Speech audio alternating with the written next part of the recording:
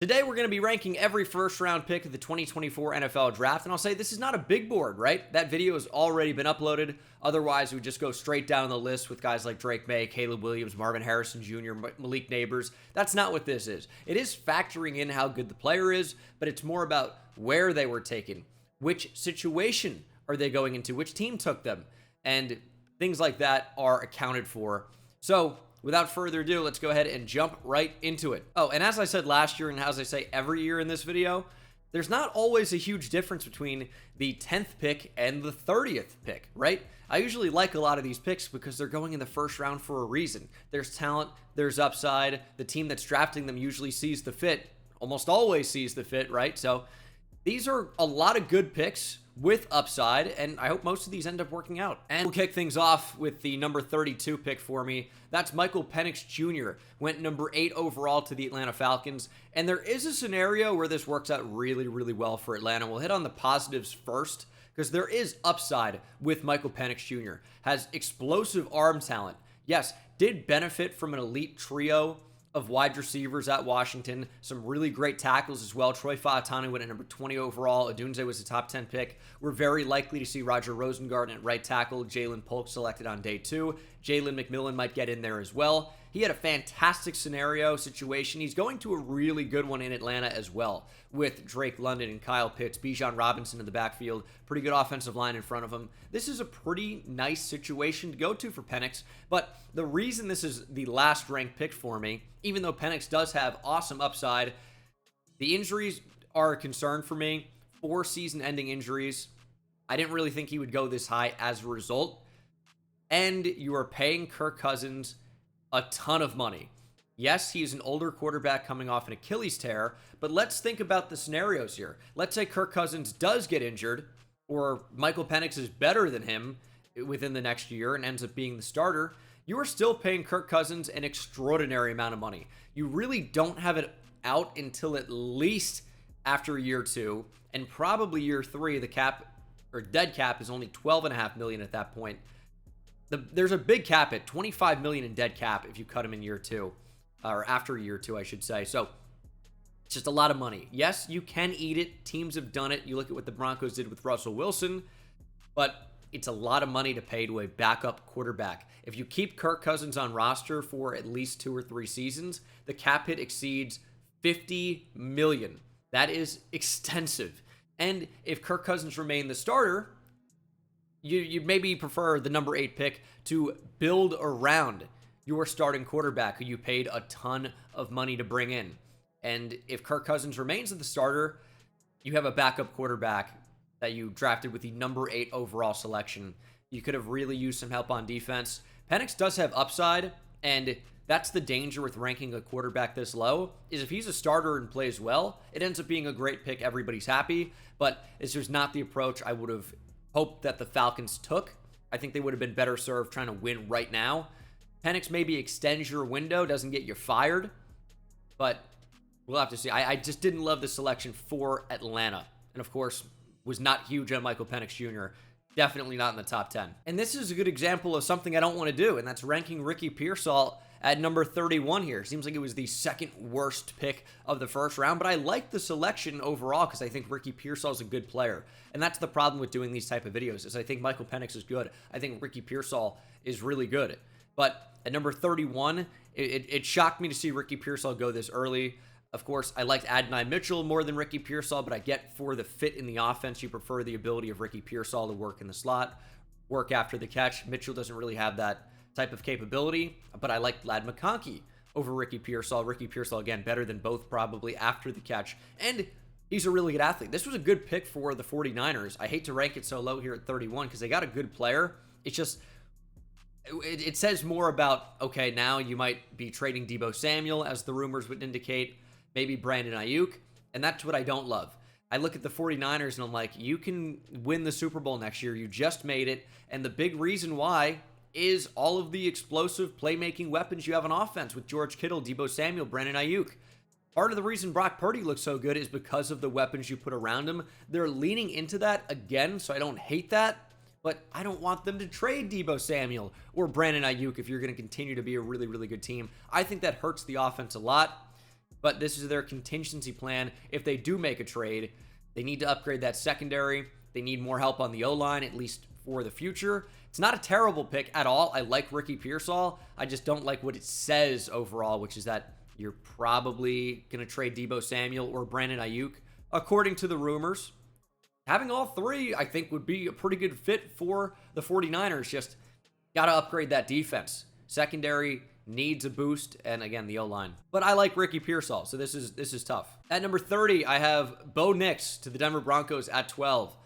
Wasn't sure he was going to be a first-round pick. In fact, I didn't even include him in my final mock draft for the 2024 NFL first round of the draft. And just like Michael Penix, Bo Nix could be good.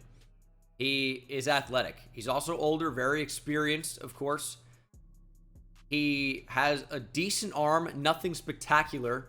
I just wonder what his ceiling is. I think this says more about how the NFL views the draft class for 2025 at quarterback, with Shadur Sanders and potentially Carson Beck, Quinn Ewers, Jackson Dart, maybe, like some of these names, Cam Ward. I could go on, but none of these guys are like surefire home run quarterbacks the way we saw with Drake May or Caleb Williams, for example.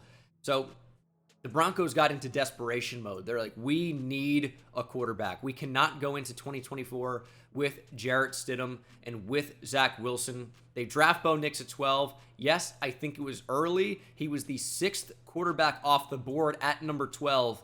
But again, the Broncos kind of went into desperation mode. I think Bo Nix can be a serviceable starter, maybe even higher upside there if you team him up with Sean Payton. If Brock Purdy can play at an elite level, I think really anybody can. And that's not trying to disparage Brock Purdy, but the physical tools just are not amazing with Brock Purdy. He can move a little bit, but the arm talent is far from exceptional. The accuracy, especially coming out of Iowa State, was not very good. Bo Nix, better prospect than Brock Purdy. If he can play at an elite level surrounded by playmakers and a great play caller, really any of these very solid quarterback prospects can do it. Bo Nix has potential to be a starting quarterback, may even be the week 1 starter for Denver. I get it, but obviously didn't love the spot where they took him, but I get it.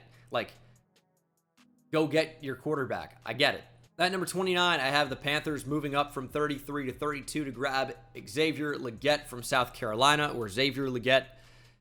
I like Legette. He was a top 50 player for me. He was a number 50 player, and he's got big-time upside. Another one of these older players in this draft. With a COVID year, everyone has, a ton of either experience or just time in college in general. Legette, not really much in the way of experience, wasn't really a starter until 2023, but was very, very good this season.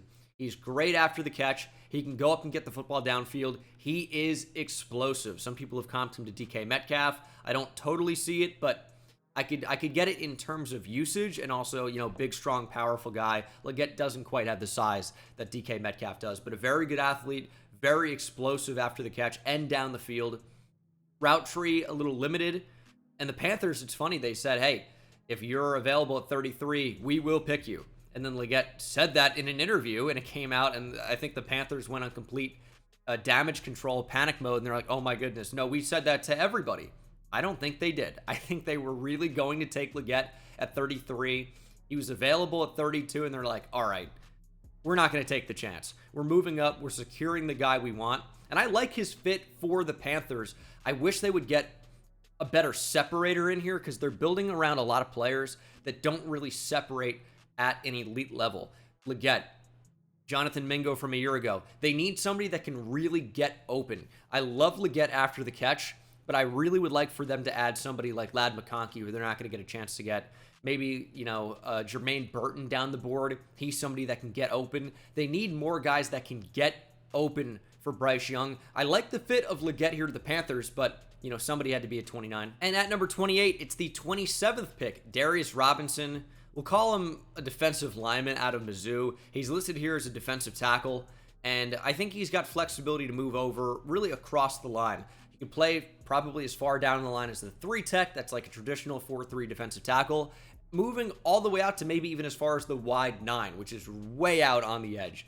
And when you get him on a runway, this is someone who can create real problems for an offensive tackle. He's too quick for the offensive guards on the interior. This is a really solid player with positional flexibility, with flexibility for a defense depending on the down and distance. I like him to play, outside on obvious rundowns and inside on obvious pass downs. And I think you can really utilize his unique skill set. And for the Cardinals, they needed help on the D-line, and they go out and get a really, really good player that can do a bunch of different things. I had him as a fringe top 50 player. He snuck into my top 50. I think I had him somewhere in the 40s. So getting him at 27 is not exactly tremendous value, which is why he comes in here as my number 28 best pick of the first round. But I thought it was a solid selection. He's got pretty high upside as a player. And I think about, all right, Zach Allen was a decent player for you.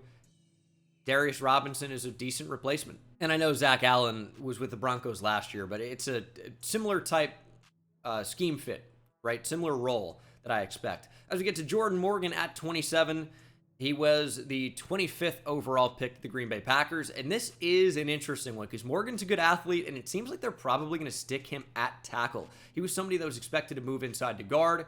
He's got okay length, nothing crazy. He is a good athlete, but his real problem when I watched him was oversetting. And that could be a problem when you're trying to deal with speed, is you try to overset and get out there quickly, but that leaves you susceptible to the inside move, and that's a quicker path to the quarterback. He also wasn't really all that great against power at times, but he's a strong player. I think it's just kind of, an experience and technique issue. I think that's going to get worked out. And I was just really surprised to see Goody, Brian Gutekunst of the Green Bay Packers, take an offensive lineman in the first round, but he's an athlete, and he's got positional flexibility, really. You could try him at tackle. If there's an injury, you could move him inside to guard. Rasheed Walker goes back to left tackle. I think the Packers are doing a good job of getting not only good players, but depth and good contingency plans if something happens. You look at a guy like Elton Jenkins, and part of the reason he's so valuable, not just because he's such a good player, but because he's got really 5 position flexibility. If there's an injury anywhere, you can move him and you can feel really good about where he's playing. Jordan Morgan is similar in that way, because you could feel pretty good about him at left or right guard, or maybe even left or right tackle. And I think he will play left tackle for the Packers, with Walker being that swing tackle if there's an injury, and Zach Tom staying at right tackle. Thought Morgan was a fine selection here at 25. As was Penn State edge rusher Chop Robinson at number 21. Now, he's got big upside. He could end up being, how do you have him ranked so low? He should be up way higher than this because the upside is unbelievable. He's an explosive, twitchy athlete that is extremely quick off the ball, still developing his hands. They flashed at times. I've talked about his swipe move. I actually think is pretty good, but needs to really go into a bunch of different counter moves if he's going to be successful. You really can't just have one move if it doesn't work. Okay, that's it. I don't know what to do. You got to have counters you can go to beat an offensive tackle. It's really a chess game in the trenches, and Chop Robinson hasn't developed in that way just yet, but the upside is there. The reason he's at number 26 on this list is because I think he's a designated pass rusher right away. I'm not sure what his true value is going to be outside of third downs early on in his career, but he might not have to do all that much because you eventually will get Bradley Chubb back. You'll get Jalen Phillips back. You have rotational guys that you can go to, and I think Chop Robinson, it will be a part of that rotation. He does have 3 down potential. It's just not right now, and that's because of how good he is against the run, which is not amazing at this moment. Production's low for him, but yeah, just staying more disciplined in his rush lanes and playing with a lower pad level at the point of attack, being able to actually defend the run, that's going to take his upside even higher, or his floor even higher, I should say. The upside is already there. At number 25, I have the 29th pick here in the first round. That was Tyler Guyton from Oklahoma, as the Cowboys should have kept trying to build their offensive line completely out of Tylers. They had Tyler Smith. They lost Tyler Biotish. They replaced him with another Tyler in Oklahoma's Tyler Guyton, transfer from TCU. He's one of these tackles that can compete to come in and start right away. And this lets you leave Tyler Smith at left guard, where he's becoming one of the best guards in the league. That's why I like this pick so much for Dallas, not only because where you got him at the end of the first round after trading down. Jerry Jones had that great quote, if you didn't hear it, where he's like, why we're picking at 24? Because we were the 24th best team last year. You go, I don't know if that works that way, Jerry. But either way, maybe you were the 29th best team when you moved down and got Tyler Guyton. I thought this was a really nice selection. He's got starter upside. I think he's one of the few right tackles that's athletic and big enough to move over to left tackle if you want to do that. So this could be a really interesting selection for the Cowboys. I thought this was a really nice pickup. We have Talisa Fuanga out of Oregon State at number 24 here. He was a number 14 overall pick in the draft, and the Saints just needed tackle so badly. I thought Fuanga was fine value at 14. You know, he's somebody I could have seen going a little bit earlier or slipping a little bit. I think he's a really solid player, mauler in the run game, and man, the Saints desperately needed O-line, especially so with James Hurst retiring. And of course, Ryan Ramczyk's got the knee issues. Trevor Penning really has not developed the way you would have hoped so far, so they needed to go out and get somebody that can really play, and Fuanga gives you flexibility at right tackle. He could also potentially move to left. He is a solid athlete and could be good at guard, but I think they're going to try him at right tackle. It's going to be interesting because they just have so many holes on that O-line. Left tackle, right tackle, not looking great. This is another one of those picks that really felt like it could be a lot higher. Graham Barton was the 26th overall pick. Played tackle and center at Duke. He was drafted as a center. He's a real solid player. Another strong guy in the run game. You know, scouts have raved about how smart this guy is, and that's the center. You know, you need somebody that's intelligent, that can recognize and identify what the defense is doing. It's what the elite ones are capable of doing. I think Graham Barton is, you know, cut from that same cloth as some of these elite, intelligent centers that we've seen. Also a Duke guy. Got to respect their academics, of course. But yeah, number 23, they got him at 26. You know, I thought it was very good value for a starting center. Typically don't see a lot of centers go in round one, but Barton's a really solid player, and you really needed to replace Ryan Jensen after he retired. At number 22, I have the Vikings selecting J.J. McCarthy. They traded up one spot to get him, which is why I have this, I think, ranked at 22, because we saw a run on quarterbacks. Of course, you saw where I ranked Bo Nix. You saw where I ranked Michael Penix. Why do I have J.J. McCarthy here? I graded him a little bit higher than those other two QBs. J.J. was outside of my top 30 because I recognize that he's got a long way to go, but the upside is there. He is younger, and I think that does matter in the evaluation, right? Because Penix and Nix, those guys are 24 years old, right? They have not only so much experience, but just time to develop, even if they weren't playing, but they were. I mean, Bo Nix leads college football history in starts for a quarterback, maybe even starts for any player. It could be ridiculous. But I think it's for quarterbacks, certainly. McCarthy is young, 21 years old, does not have a ton of experience, and flashed excellent upside as a player. Yes, Michigan ran the ball so often. McCarthy, he was limited with what he was asked to do, but you know, when they had to make a play on third or fourth down, McCarthy was able to make big-time plays for Michigan. And you just need to see more consistency. I think that's going to come with time. And oh my goodness, the fit here in Minnesota is amazing. I kept saying, I think whichever quarterback the Vikings end up grabbing, they are going to the best situation to be successful. Because you look at receiver. They have Justin Jefferson. He is the best receiver in football. They have Jordan Addison, who is a very, very solid number 2. Healthy TJ Hawkinson is one of the best tight ends in football. A great receiver, can really do it all. Their offensive line, Christian Darrisaw, Brian O'Neill, arguably the best tackle duo in football. It's up there. If it's not number 1, it's up there, at least in the top 3 or 5. McCarthy gets to go in that team up with a great play caller in Kevin O'Connell. I think he's not only going to develop and get the most out of J.J. McCarthy, I think McCarthy has a ton of like safety nets and security blankets, and it's a very different scenario. The run game in Minnesota is not what it was at Michigan. So, you know, we'll see how it works here for McCarthy in the NFL, but the situation's great. And the Vikings didn't have to move into the top 10 to get him, or the top 5, I should say. They got number 10.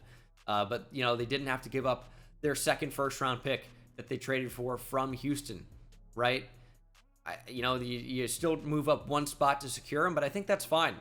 You know, McCarthy to Minnesota, I think, is going to be a pretty good selection for them. And 22 might end up seeming really low based on what McCarthy could do as a rookie, even.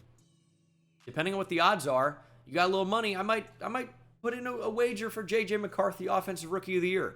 The situation is just that good. He has a path to playing time right away as well. It'll be interesting. When does McCarthy get the nod over Sam Darnold?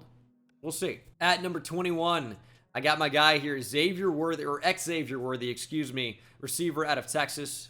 Hook him. Know I had to throw him up. I love Xavier Worthy.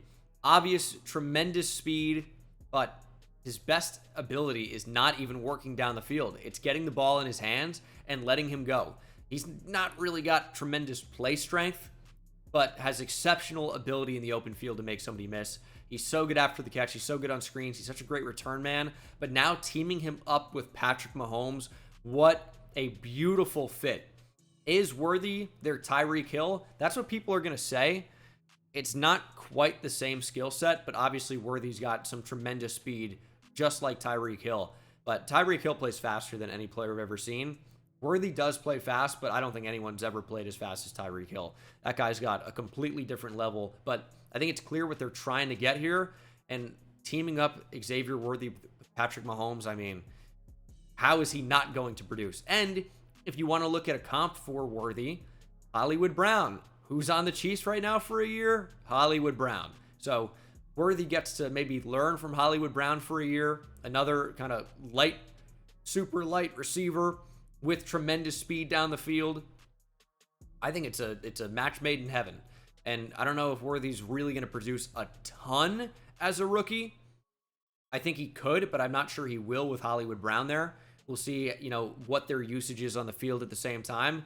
But year 2, holy cow, I would expect big things from X. At number 20, I have Alabama right tackle J.C. Latham headed to Tennessee.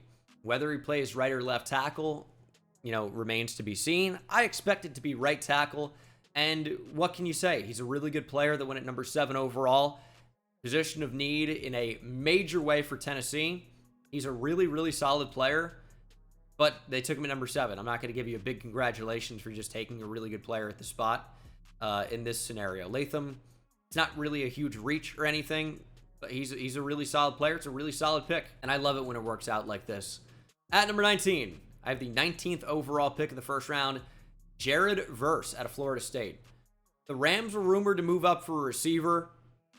They need a bunch of different things. Tackle, edge, interior defensive line. How do you replace Aaron Donald? You can't. That is essentially what it comes down to. Jared Verse is a pretty good start on that defense side of the ball. They really, really need help there. And Verse is a game changer and a difference maker. Big time power rusher and a really nice addition. He's a good athlete as well, but you bring in the speed of Byron, why do I want to say Byron Murphy? Byron Young. Speed of Byron Young on the outside and the power of Jared Verse on the other side. Kobe Turner up the middle. You're developing one of the best young defensive lines in football. It's happened again. At number 18, I have the 18th pick, Amarius Mims, right tackle from Georgia. Oh, why would we take a backup? Oh my goodness, what a bad pick. One, look at how often offensive linemen get injured in the NFL. It happens pretty often. If someone can play 16 games, it's extremely valuable. It's a rarity. Mims has some injury stuff, but is a freak athlete with unbelievable upside. He's just limited with his experience, but the upside is tremendous. He's like 6'7", 340. He looks like he's about 270. He's built like an edge rusher. I mean, it's unbelievable. He's looking like the lightest 340 I've ever seen. He is a freak, and he is super strong. He moves really well. Just only 8 starts under his belt. If you let him get coached up for a year, you're going to have a really good all-pro potential type tackle in Amarius Mims. Not only that, he's good enough to start if there's an injury. And I think he's athletic enough to move to left tackle if you need him to, instead of moving Trent Brown over there if there's an injury to Orlando Brown Jr. I think this was a really solid pickup. Yes, we need receiver with T. Higgins potentially getting traded or not being back long-term. Yes, we need an edge with Trey Hendrickson requesting a trade. Amarius Mims is all-pro upside. You're not going to find that with a lot of different players at number 18. At number 17, I have the 20th overall pick, Washington's Troy Fautanu from, of course, Washington, as I said, to the Pittsburgh Steelers. He is likely going to play left tackle for them. And he's a little bit shorter, but the arms are long enough, so I'm not really concerned. 34-inch arms. It's good enough to stick a tackle. I imagine Broderick Jones stays at right tackle in this scenario, and you just go Fautanu, blind sign protector, you're fine. He's a really solid player. You got him at 20. think the Steelers maybe said they had him as a top 10 player on their board, and that's not weird. Fautanu was a fringe top 10 guy for me. I think I had him in the top 15. Really, really solid player, and they get him at 20. Really good pick. Really needed to tackle. And speaking of tackles, we have Olu Fashanu from Penn State. Of course, Fashanu, not Fashanu. A big fan of the Bengal YouTube channel as well, so you know he's a real smart guy. Gotta love it. But yeah, Fashanu's headed to my old stomping grounds in New Jersey, and the Jets got a good one, right? There were talks about Brock Bowers maybe being the pick here, or Dunze if he slipped, but the Jets taking a tackle was the smart thing to do. Morgan Moses is old. Tyron Smith is old with injury history extensively over his whole career. When Tyron Smith inevitably has to miss a start this year, because it's just probably going to happen, Olu Fashanu can play right away at left tackle and be good there. And if something happens with Morgan Moses, I think Fashanu can come in and play right tackle. He's athletic enough to do so. He's arguably the best pass-protecting offensive tackle in this class. Really, really solid player. And they just grabbed him at 11. It was just solid value across the board. At number 15, I had the 17th overall pick. That was Dallas Turner. And this could have been higher, but they had to move up to go get him. It wasn't especially cheap either, but I don't really think it's a whole lot to give up when you factor in that Dallas Turner also has Pro Bowl potential. He's a freak athlete, arguably the best defensive player in this draft, and you got him at 17. I thought he was probably going to go inside the top 10, if not the top 10. I thought for sure top 13, 14, 15. He falls to 17, and the Vikings make a move up and grab him. Edge is so valuable in this league to shut down opposing passing attacks. You look at the way the Lions are developing. You look at what the Bears are doing now with Caleb Williams, Keenan Allen, Roma Dunze, DJ Moore. A pretty good offensive line. Underrated O-line. I don't know why people think the Bears have no O-line. Are you paying attention? Their O-line is good. Their O-line's good.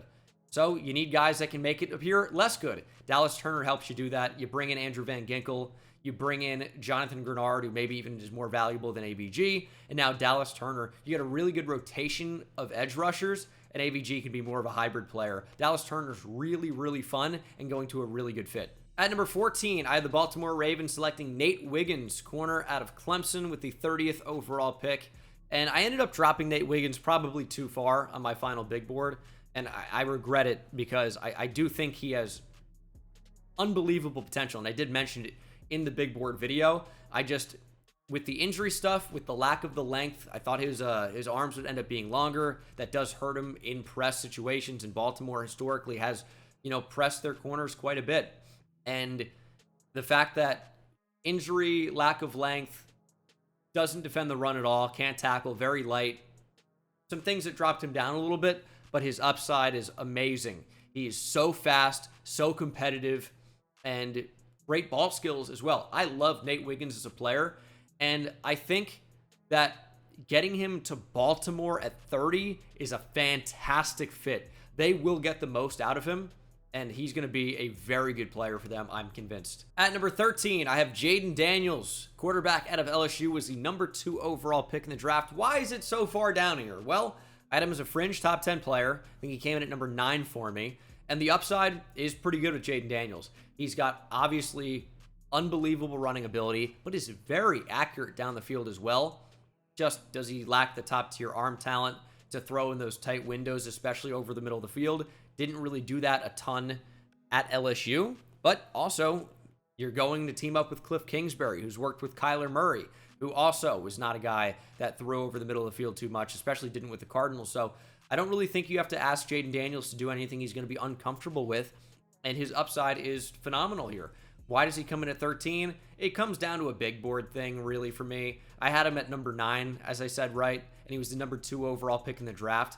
What really weighs this down for me the most is that I really, really like Drake May, and you passed on Drake May to go Jaden Daniels, but Daniels is a really good fit for the team. I think this is a good pick, and Daniels, I think, could be a pretty good player there in Washington. At number 12, I have the Las Vegas Raiders selecting Brock Bowers out of Georgia. The tight end is, again, an easy top 10 player for me. I've said it the entire cycle. I think Brock Bowers is this borderline generational tight end. I view him very similarly to the way I viewed Kyle Pitts.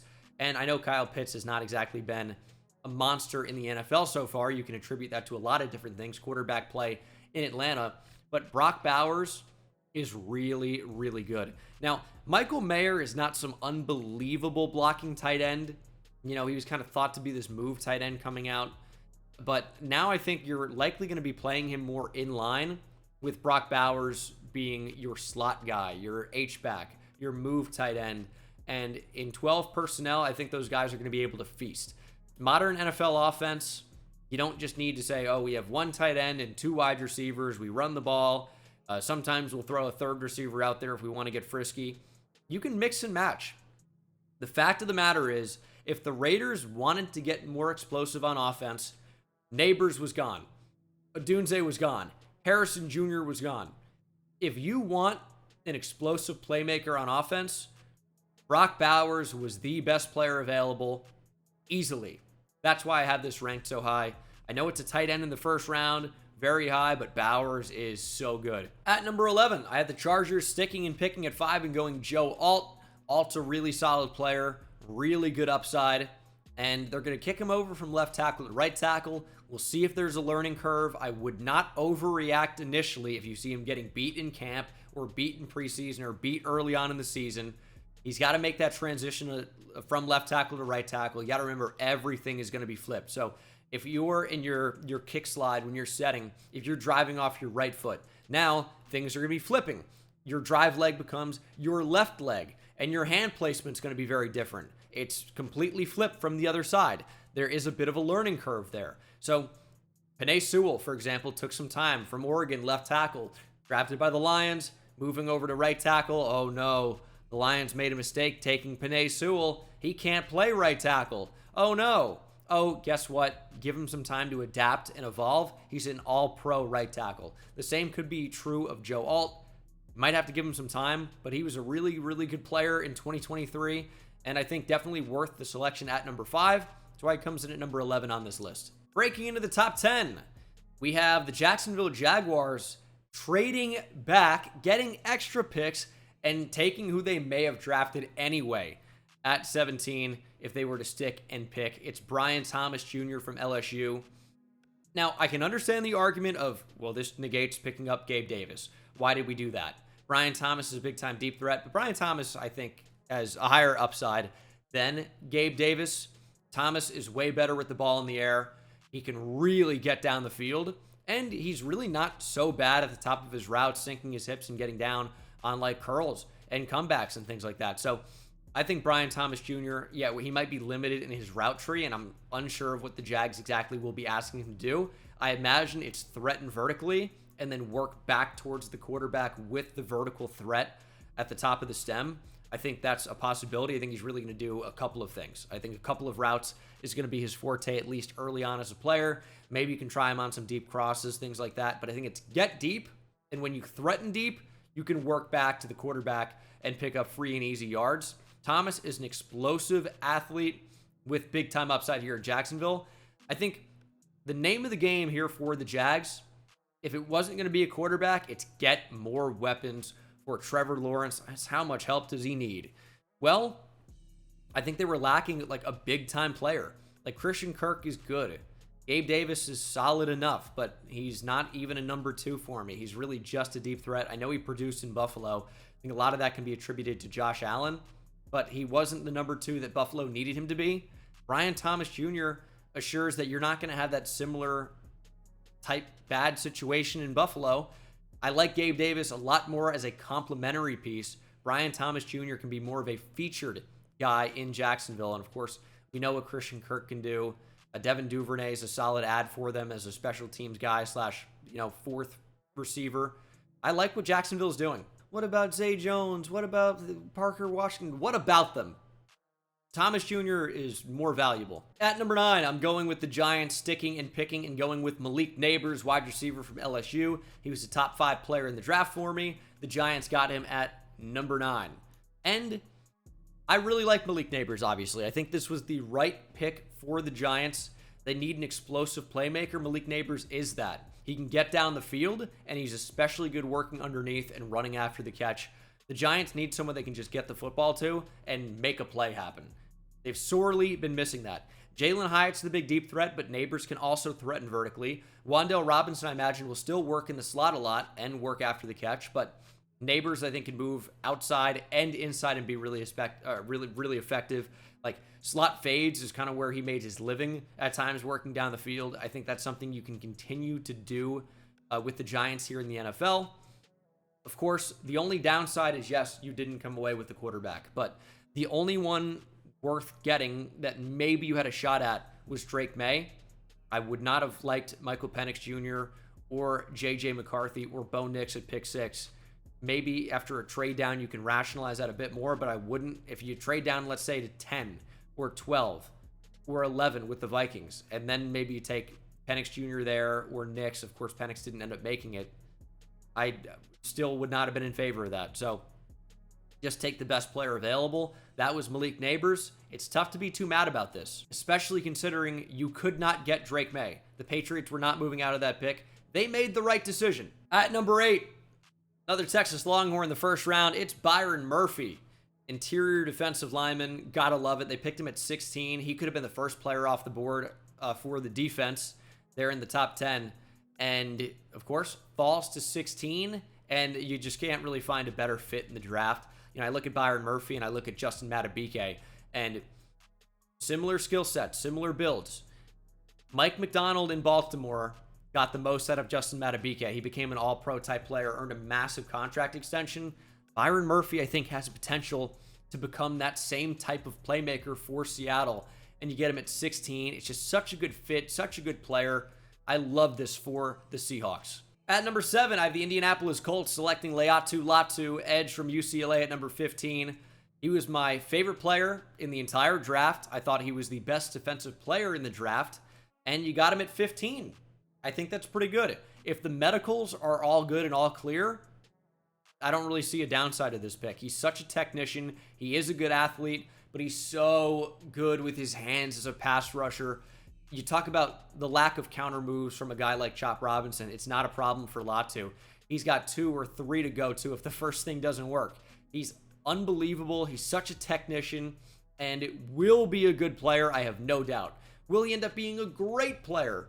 Well, the athleticism indicates, all right, it's not super top tier, but it's good enough, and the hands are so good, I think he ends up being a really solid player. Arms are not super long, but I think he ends up being a really good player. This was always going to be like the toughest one to rank, because where do you rank Caleb Williams? He's arguably the best player in the draft at a huge position of need, at the most valuable position, but they got him at 1. Like, how do I show love to the guys that were steals down the board if I rank Caleb Williams at number 2 or number 3? Like, yes, he is amazing. I think he's going to be a really, really good NFL player, but you got him at 1. I mean, like, it was great that you got this pick from Carolina in the first place. Like, that works, but I'm not really factoring that in here. You just happen to have the number 1 overall pick, and you made the right selection for the Bears. He's an awesome player, but, I mean, how do I show them love for drafting arguably the best player at number 1? It's a great pick, but I'm not putting it as the best pick in the draft. It could be, but when we're trying to factor in where these guys got drafted, I can't put the first pick at 1 or 2 or 3. 6 is fine. He's a great pick. You could put this at number 1 if you want. Put it at number 2 or 3. I wouldn't complain, but I've got it at 6 because I want to show love to some of the big steals down the board. And I think, as funny as it sounds, you can start to talk about a steal with Marvin Harrison Jr. being the 4th player off the board as arguably the best player in this draft. He makes the incredibly difficult plays look routine and easy. Another day in the park, another walk in the park for Marvin Harrison Jr. He is an amazing player with great body control, great hands, great route running ability, great size. Not amazing after the catch, but you typically don't have to be if you're, a big-time X receiver that can just get open and make big plays down the field the way he can. Of course, that unlocks a different ability if he's great after the catch, but he does everything else so well. You just stayed pat, picked him at number 4. Again, arguably the best player in the draft. This is a great pick. Great pick. At number 4, though, I'm going to go Terrion Arnold here, corner out of Alabama. I think he's going to a great spot. He was a top 20 player in the draft, I thought. He's a really, really talented guy. Not a super freak athlete, but definitely good enough and is good everywhere else. He's great against the run. He's so instinctive, such a great player to watch. And I think getting him at 24, even with a slight trade up, is really, really good value there for Detroit. I think they got a starter on the boundary, and that's not easy to do. They did so at 24. And along the same lines, the number 3 best pick of the first round for me was Philadelphia Eagle corner now, Quinyon Mitchell out of Toledo. Howie Roseman didn't have to trade up. Got the best corner in the draft at 22. He is a freak athlete. And he also does the little things well, defends the run well as well. He triggers downhill as fast as anybody. I feel really good about him in off coverage, but I also think he's certainly athletic enough to play man-to-man, especially at a press. Arms are long enough. Really, really good player. And you didn't have to trade up. Howie Roseman finally takes a corner in round 1. It was arguably the best corner in the draft, and you got him at 22. At number 2, I'm going with Chicago Bear Rome Odunze, receiver out of Washington. He was another amazing player. I think, honestly, in contention to be the best player in the draft. There were about 5 or 6 guys for me, maybe 7, that I thought were really, really close. You know, I had similar grades on Drake May, Caleb Williams, Rome Odunze, Malik Neighbors, Brock Bowers, and Marvin Harrison Jr. And then the next tier down, you have guys like Joe Alt, Olu Fashanu. But Odunze, I thought, was really, really, really talented. The more you watch him, the better he gets. He's another guy who makes kind of the really difficult things look super easy. He's great at beating press. He's great at getting open. He's got elite size at 6'3", 215, and is quite a good athlete as well. Some Bears fans were complaining because they were being stupid. Oh, we need O-line help. No, you don't. Your O-line is fine. Not at number 9. You don't need to do it. You don't need to. Defense first, right? But Keenan Allen is under contract for 1 year. You no longer have Darnell Mooney. What do the Bears look like in 2025? Oh, we really need a receiver. We only have DJ Moore. That's why you take Odunze here. And is it weird to see an NFL team run 3 wide receiver sets? No, it isn't at all. Teams' base offenses often feature 3 receivers now in the NFL. So we got a wide receiver 3 at number 9. That's not what happened. It's not what happened. You can't look at the Bears and go, okay, Moore is wide receiver 1, Allen's wide receiver 2, Odunze's wide receiver 3. They all are like wide receiver 1s. They are building an unstoppable offense.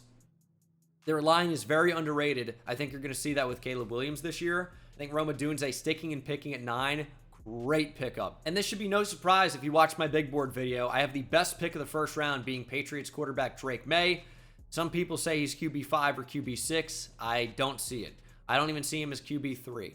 I think he is the best quarterback in this draft. I think he's the most pro-ready. CJ Stroud agrees with me. Said it on a draft live stream last night. So now I seem a lot less crazy, don't I?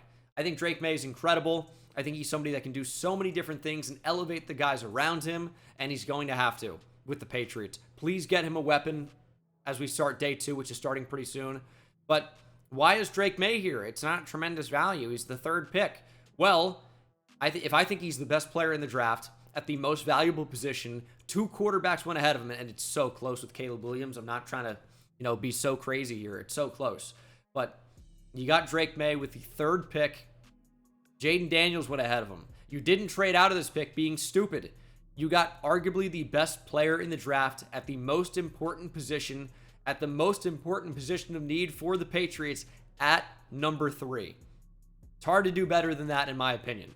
That's my list. That's ranking every first-round pick. We'll have reactions and analysis to round 2 and 3 coming up. I'll be live streaming that here on this channel. And, of course, videos to come ranking every team in the draft, grading every team in the draft, and talking about some of these draft steals and some of the biggest surprises of day 2. A lot more videos to come, including your favorite, a way too early 2025 mock draft. Can't wait for that one. I'll see you in the next one.